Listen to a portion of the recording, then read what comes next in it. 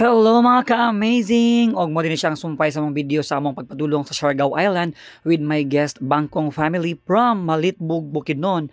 So after na magpaabot og pila ka oras sa pantalan sa Surigao City mga ka-amazing, finally boarding na gid mi sa amo ang kanang sakyanan or roro ba ni siya padulong sa Siargao Island.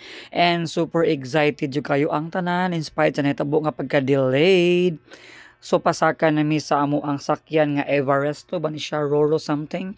Taas kayong pila pila mga ka-amazing. Super init kaayo pero tiis ganda lang para makasakay na og makabiyahe na padulong sa Siargao Island.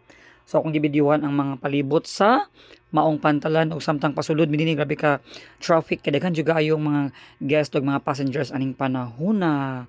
Medyo duot kayo. Naabot na gid mi sa Siargao Island mga ka-amazing. Super dali ra jud kayo. 1 hour og 30 minutes lang. Okay? Di ba kabi ka bongga?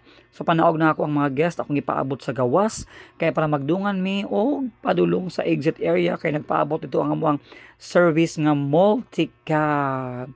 So naginininig naog sang ma'am kauban sang mga bagahe nga bonggang-bongga no.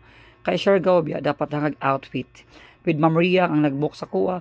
So nasakay na gimi karon sa among multi-cab mga ka-amazing padulong sa amuang room accommodation sa General Luna. Nga super nice jud kay among room as in kompleto sa Ricardo's ang among dili kamahayan. Dagko ang bed. Nag-homestay lang dito mga ka-amazing para makatipid og makaluto-luto og mga pagkaon. Thank you so much for watching. Please like, follow and share my video and page mga ka-amazing. Thank you so much and God bless us all. Please book with us sa amuang travel and tour business. God bless us all mga ka-amazing!